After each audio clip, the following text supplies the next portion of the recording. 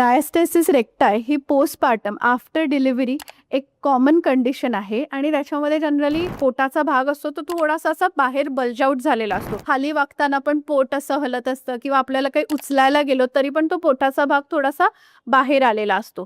So ही condition जर तुमची असेल तर हे फक्त फॅट नाही आहे, हे डायस्टेसिस रेक्टाय आहे आणि ते करेक्ट करण्यासाठी गायडेड एक्सरसाइजेस आहेत. तर ते आज मी तुमच्यासमोर शेअर करणार आहे. पहिला एक्सरसाइज आहे टो टॅप. ह्याच्यामध्ये दोन्ही पाय 90 डिग्रीला होल्ड करायचे आहेत आणि एक पाय हळूहळू टॅप करायचा आहे.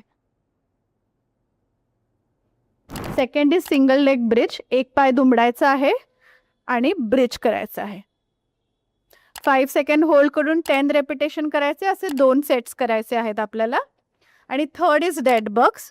सो याच्यामध्ये दोन्ही पाय 90 डिग्रीला होल्ड करायचे, हात होल्ड करायचे आणि एक पाय आणि अपोजिट हँडची मूवमेंट करायची आहे.